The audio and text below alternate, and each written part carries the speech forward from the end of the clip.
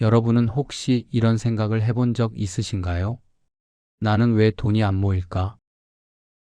열심히 사는데 왜 늘 빠듯할까? 저 사람은 대체 어떻게 저렇게 된 걸까? 우리는 매일 돈에 대해 생각합니다. 월급날이 되면 잠깐 숨을 쉬고, 카드값 빠지는 날이면 다시 숨통이 조여듭니다. 적금을 넣어야 하는데 이번 달도 못 넣었고, 투자를 해야 한다는데 뭘 어떻게 해야 할지 모르겠습니다. 주변에서는 부동산이 어쩌고, 주식이 어쩌고, 비트코인이 어쩌고 하는데, 정작 내 통장 잔고는 별로 변한 게 없습니다. 그래서 우리는 결론을 내립니다. 나는 운이 없어. 나는 돈복이 없어. 원래 돈은 있는 집에 더 생기는 거야. 정말 그럴까요? 오늘 이야기하려는 인물은 19세기 미국에서 태어난 한 소년입니다. 아버지는 사기꾼이었고, 어머니는 빚에 시달렸으며, 집안에는 늘 돈이 부족했습니다. 그 소년은 16살에 작은 회계 사무소에 취직해서 하루 종일 남의 장부를 정리하는 일을 했습니다. 그런데 이 소년은 거기서 무언가를 봅니다. 다른 사람들은 보지 못한 것, 숫자들 사이에서 어떤 규칙을 발견합니다. 돈이 어디서 오고 어디로 가는지, 왜 어떤 사람은 돈이 모이고 어떤 사람은 새는지, 그 흐름 속에 일정한 패턴이 있다는 것을. 이 소년의 이름은 존 디 록펠러입니다. 훗날 미국 역사상 가장 부유한 사람이 되는 인물입니다. 오늘 우리는 이 소년의 이야기를 통해 부에 관한 가장 근본적인 질문을 던져보려 합니다. 부는 정말 운인가? 재능인가? 아니면 우리가 몰랐던 어떤 법칙이 있는 것인가? 1855년 미국 오하이오주 클리블랜드 16살의 존 디 록펠러는 휴이트 앤 터틀이라는 작은 회계 사무소의 문을 두드립니다. 당시 그가 가진 것은 아무것도 없었습니다. 정규 교육도 제대로 받지 못했고 연줄도 없었으며 가족이 물려줄 재산은커녕 빚만 있었습니다. 그의 아버지 윌리엄 에이버리 록펠러는 떠돌이 약장수였습니다. 정확히 말하면 사기꾼에 가까웠습니다. 가짜 약을 팔고 돈을 빌리고 가족을 몇 달씩 방치한 채 사라지곤 했습니다. 어머니 일라이자는 독실한 침례교 신자로 빚쟁이들이 찾아올 때마다 문을 닫고 기도하는 것 외에는 할 수 있는 게 없었습니다. 록펠러는 그런 집에서 자랐습니다. 돈이 없다는 것이 무엇인지, 신뢰받지 못한다는 것이 어떤 느낌인지 온몸으로 알았습니다. 아버지가 집을 비울 때마다 가족은 굶주렸고 이웃들은 수군거렸습니다. 그래서 이 소년은 일찌감치 결심합니다. 나는 아버지처럼 살지 않겠다. 나는 돈을 벌 것이다. 그리고 그 돈을 지킬 것이다. 하지만 그는 무작정 돈을 벌겠다고 덤비지 않았습니다. 그는 먼저 관찰했습니다. 휴이트 앤 터틀 회계 사무소에서 록펠러가 맡은 일은 단순했습니다. 거래처의 장부를 정리하고 숫자를 맞추고 기록을 정돈하는 것. 급여도 박했고 업무도 지루했습니다. 대부분의 사람이라면 그저 월급을 받기 위해 시간을 때우는 일로 여겼을 겁니다. 그러나 록펠러는 달랐습니다. 그는 장부를 보기 시작했습니다. 이 회사는 왜 매달 이익이 나는가? 저 회사는 왜 늘 적자인가? 같은 업종인데 왜 한쪽은 돈이 쌓이고 한쪽은 빚이 쌓이는가? 그는 숫자 뒤에 숨어있는 이야기를 읽으려 했습니다. 록펠러는 이후 자서전에서 이 시기를 회상하며 이렇게 말합니다. 나는 장부를 보면서 돈에는 일정한 법칙이 있다는 것을 알게 되었다. 돈은 무작위로 움직이지 않는다. 흐름이 있고 패턴이 있다. 그것을 보는 눈이 있으면 돈은 모이고 보지 못하면 돈은 새어나간다. 이것이 16살 록펠러가 얻은 첫 번째 통찰이었습니다. 그는 장부에서 몇 가지 반복되는 현상을 발견합니다. 첫째, 돈이 모이는 회사는 수입과 지출의 시차를 관리한다. 물건을 팔고 돈을 받는 시점, 재료를 사고 돈을 내는 시점. 이 간격을 조절할 줄 아는 회사는 현금이 마르지 않았고, 그렇지 못한 회사는 장사가 잘 되는데도 늘 쪼들렸습니다. 둘째, 작은 지출이 쌓이면 큰 손실이 된다. 사소해 보이는 비용들, 예를 들어 운송비, 포장비, 잡비 같은 것들이 어떤 회사에서는 관리되고 어떤 회사에서는 방치되어 있었습니다. 관리하는 회사는 이익이 남고 방치하는 회사는 어디서 새는지도 모른 채 적자가 났습니다. 셋째, 신용은 돈만큼 중요하다. 거래처와의 약속을 지키는 회사는 더 좋은 조건의 물건을 사고 더 오래 외상을 받을 수 있었습니다. 신용이 없는 회사는 모든 거래에서 불리한 위치에 놓였습니다. 록펠러는 이 모든 것을 숫자로 보았습니다. 감이 아니라 기록으로, 추측이 아니라 패턴으로. 그리고 한 가지 더 중요한 점이 있습니다. 그는 이 관찰을 자신의 삶에 바로 적용했습니다. 록펠러는 첫 월급을 받은 순간부터 가계부를 쓰기 시작합니다. 그의 가계부는 지금도 남아있는데 거기에는 5센트, 10센트 단위까지 모든 지출이 빠짐없이 기록되어 있습니다. 교회 헌금, 신발 수선비, 점심값, 심지어 친구에게 빌려준 동전까지 전부. 왜 이렇게까지 했을까요? 그는 장부를 통해 이미 알았기 때문입니다. 돈은 보는 만큼만 관리할 수 있다는 것을, 보이지 않는 돈은 어느새 사라진다는 것을. 훗날 록펠러는 미국 석유 산업을 장악하고 스탠더드 오일이라는 거대 기업을 세웁니다. 그의 사업 방식은 때로는 잔인하다는 비판을 받았고 독점에 대한 논란도 많았습니다. 하지만 그의 경제적 성공의 기반을 추적하면 결국 16살 장부 앞에서 익힌 관찰의 습관으로 돌아옵니다. 그는 석유 사업에 들어갔을 때도 가장 먼저 구조를 봤습니다. 석유가 어디서 생산되고 어디로 운반되고 누가 정제하고 누가 파는지, 그 흐름에서 어디가 병목인지 어디서 이익이 새는지, 그리고 그 구조를 자신에게 유리하게 재설계했습니다. 이것이 16세 록펠러가 장부 앞에서 배운 것의 본질입니다. 돈은 운이 아니라 구조다.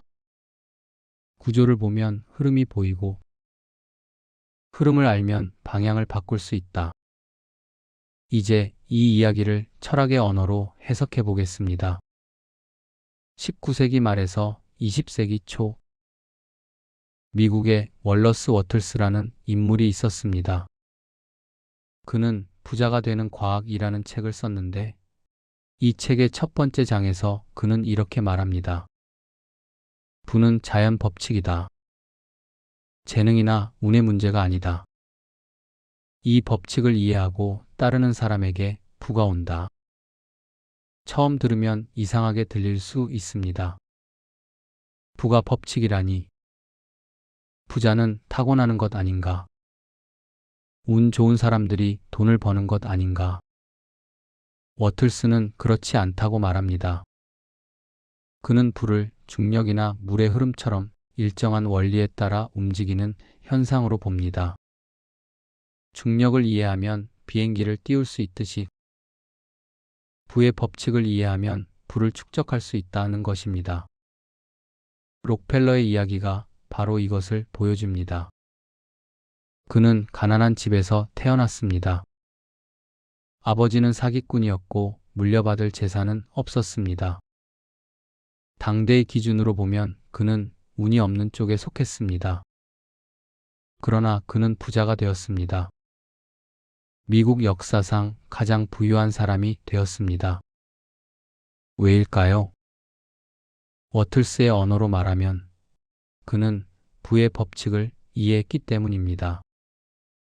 구체적으로 말하면 그는 돈의 흐름에는 패턴이 있다는 것을 보았고 그 패턴을 자신의 삶에 적용했습니다. 워틀스는 이 법칙을 이해하는데 가장 중요한 것이 정신적 태도라고 강조합니다. 그는 부를 외부 조건의 결과가 아니라 내면의 사고 방식과 인식 구조의 결과로 봅니다. 여기서 또 다른 철학자의 목소리를 들어보겠습니다. 제임스 앨런입니다.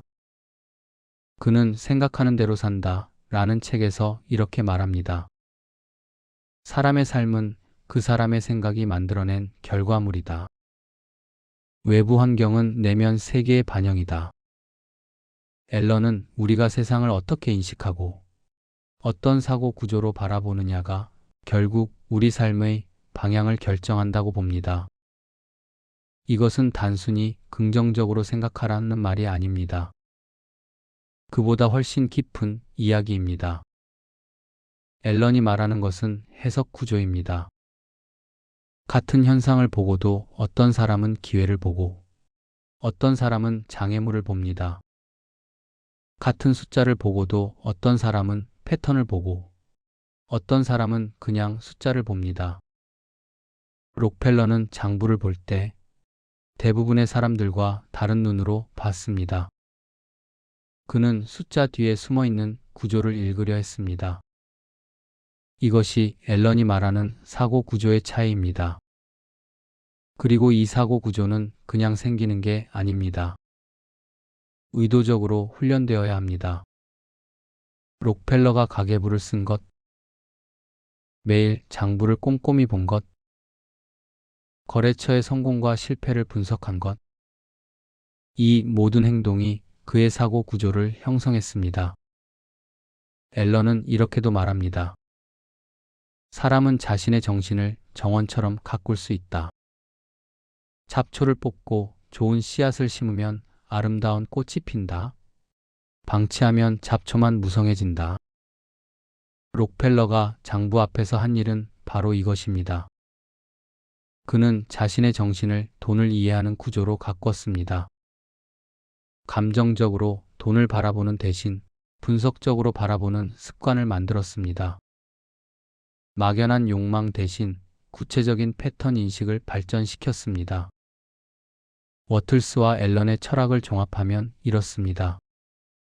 부는 운이나 재능의 문제가 아닙니다. 부는 법칙을 이해하고 따르는 사람에게 옵니다.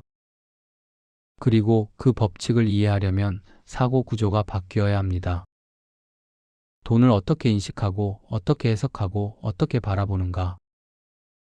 이것이 바뀌면 행동이 바뀌고 행동이 바뀌면 결과가 바뀝니다. 록펠러는 이 원리를 16살에 체득했습니다. 그는 장부라는 창을 통해 돈의 세계를 관찰했고 거기서 자신만의 법칙을 발견했습니다. 그리고 그 법칙에 따라 평생을 움직였습니다. 물론 록펠러의 성공을 단순히 사고 구조 하나로 설명할 수는 없습니다. 시대적 맥락, 산업의 발전, 때로는 논란이 될 만한 사업 방식들도 있었습니다. 그러나 그 모든 것의 기저에는 돈의 흐름을 보는 눈이 있었습니다. 그 눈이 없었다면 어떤 기회도 잡지 못했을 것입니다. 그렇다면 이 이야기에서 우리는 무엇을 배울 수 있을까요? 록펠러처럼 석유 재벌이 되라는 말이 아닙니다. 모든 지출을 5센트 단위로 기록하라는 말도 아닙니다. 그보다 더 본질적인 원리가 있습니다. 첫째, 돈의 패턴이 있다는 사실을 인정하는 것입니다. 많은 사람이 돈을 운명처럼 생각합니다. 복권에 당첨되거나 부모에게 물려받거나 어쩌다 대박이 터지거나 이런 생각은 편합니다. 내가 가난한 것은 내 탓이 아니라 운이 없어서라고 할 수 있으니까요. 그러나 워틀스의 말대로 부는 법칙을 따릅니다. 물론 태어난 환경에 따른 출발선의 차이는 있습니다. 그러나 출발선이 다르다고 해서 법칙 자체가 작동하지 않는 것은 아닙니다. 돈이 어디서 들어오고 어디로 나가는지, 왜 어떤 달은 남고 어떤 달은 부족한지, 이 패턴을 보려는 노력 없이는 아무리 많이 벌어도 모으기 어렵습니다. 반대로 이 패턴을 이해하면 적게 벌어도 점점 쌓일 수 있습니다. 둘째, 관찰에서 시작해야 합니다. 록펠러는 장부를 통해 관찰했습니다. 그가 처음부터 사업 전략을 세운 게 아닙니다. 먼저 보았습니다. 숫자들이 어떻게 움직이는지, 어디서 이익이 나고 어디서 손해가 나는지. 우리도 마찬가지입니다. 자신의 돈 흐름을 보는 것에서 시작해야 합니다. 매달 월급이 들어오면 어디로 가는지 아시나요? 카드값은 정확히 얼마인지, 구독료는 몇 개가 빠지고 있는지 아시나요? 대부분의 사람이 이런 질문에 정확히 대답하지 못합니다. 관찰이 없으면 패턴이 보이지 않습니다. 패턴이 보이지 않으면 바꿀 수도 없습니다. 거창하게 가계부를 쓸 필요는 없습니다. 다만 한 달에 한 번만이라도 통장과 카드 내역을 훑어보시기 바랍니다. 어디서 돈이 새고 있는지, 어떤 패턴이 반복되는지, 그것을 보는 것 자체가 변화의 시작입니다. 셋째, 사고 구조를 점검해야 합니다. 앨런이 말했듯이 우리의 삶은 우리의 생각이 만들어낸 결과물입니다. 그렇다면 돈에 대한 우리의 생각은 어떤가요? 돈은 더러운 것이다. 부자는 나쁜 사람이다. 이런 생각을 가진 채로는 돈을 모으기 어렵습니다. 마음 한편에서 돈을 밀어내고 있기 때문입니다. 반대로 이런 생각도 점검해 볼 필요가 있습니다. 돈만 있으면 행복할 텐데, 부자가 되면 모든 문제가 해결될 텐데, 이런 과도한 기대 역시 건강한 사고 구조가 아닙니다. 돈을 만능으로 보면 오히려 돈에 휘둘리게 됩니다. 건강한 사고 구조는 이렇습니다. 돈은 도구다. 이 도구를 잘 이해하고 활용하면 삶의 선택지가 넓어진다. 이렇게 보면 돈을 두려워하지도 숭배하지도 않게 됩니다. 담담하게 관찰하고 합리적으로 관리할 수 있게 됩니다. 넷째, 작은 것에서 시작해야 합니다. 록펠러는 첫 월급부터 가계부를 썼습니다. 그가 나중에 수백만 달러를 다루게 되었을 때도 그 습관은 변하지 않았습니다. 작은 돈을 관리할 줄 모르면서 큰 돈을 관리할 수 있을 리가 없습니다. 월급 200만 원을 제대로 다루지 못하는 사람이 어느 날 2억이 생긴다고 해서 갑자기 잘 다루게 되지 않습니다. 지금 내 손에 있는 돈, 이번 달 월급, 오늘 쓴 커피값, 이 작은 것들에서 패턴을 보고 관리하는 습관을 들여야 합니다. 그래야 나중에 더 큰 돈도 다룰 수 있게 됩니다. 다섯째, 기록하는 것이 힘입니다. 록펠러의 가계부가 상징하는 것은 기록의 힘입니다. 기록하지 않으면 기억에 의존해야 하고 기억은 왜곡됩니다. 이번 달 별로 안 썼는데 하면서 카드값을 보고 놀라는 경험 다들 있으시죠? 기록은 현실을 있는 그대로 보여줍니다. 불편하더라도 그 불편함이 변화의 출발점이 됩니다. 요즘은 앱이 잘 되어 있습니다. 자동으로 지출을 분류해주는 앱도 많습니다. 굳이 수첩에 쓸 필요 없습니다. 다만 일주일에 한 번이라도 그 기록을 보는 시간을 가지시기 바랍니다. 보는 순간 패턴이 보이기 시작합니다. 오늘 우리는 16살 록펠러의 이야기를 통해 부의 본질에 대해 생각해 보았습니다. 핵심 메시지를 정리하면 이렇습니다. 하나, 부는 운이 아니라 법칙이다. 워틀스가 말했듯이 부는 자연 법칙처럼 일정한 원리를 따릅니다. 이 원리를 이해하는 사람에게 부가 모입니다. 둘, 돈에는 패턴이 있다. 돈이 어디서 오고 어디로 가는지, 왜 모이고 왜 새는지. 이 패턴을 보는 눈이 부의 출발점입니다. 셋, 사고 구조가 결과 구조를 만든다. 앨런이 말했듯이 우리가 세상을 어떻게 인식하느냐가 삶의 방향을 결정합니다. 돈을 어떻게 보느냐가 돈과의 관계를 결정합니다. 넷, 관찰과 기록이 변화의 시작이다. 보지 않으면 바꿀 수 없습니다. 기록하지 않으면 기억이 왜곡됩니다. 작은 것부터 관찰하고 기록하는 습관이 큰 변화를 만듭니다. 록펠러는 가난한 집에서 태어났습니다. 아버지에게 물려받은 것은 빚과 불명예 뿐이었습니다. 그러나 그는 장부 앞에서 눈을 떴습니다. 숫자들 사이에서 흐름을 보았고 그 흐름을 자신의 삶에 적용했습니다. 우리에게도 장부가 있습니다. 통장 내역이 있고 카드 기록이 있고 월급 명세서가 있습니다. 다만 우리는 그것을 보지 않았을 뿐입니다. 그냥 숫자로만 봤을 뿐 그 안에 있는 패턴을 읽으려 하지 않았습니다. 오늘 이 에피소드를 마치면서 스스로에게 한 가지 질문을 던져보시기 바랍니다. 오늘 나는 어떤 흐름을 보고 있는가? 내 돈의 흐름을 보고 있는가? 아니면 그냥 흘려보내고 있는가? 이 질문에 대한 답이 여러분의 재정적 미래를 결정할 것입니다. 다음 회에서는 욕망에 대해 이야기하겠습니다. 욕망은 부정해야 할 것인가 아니면 활용해야 할 것인가? 18세기 유럽의 한 금융가 이야기를 통해 살펴보겠습니다. 오늘도 들어주셔서 감사합니다.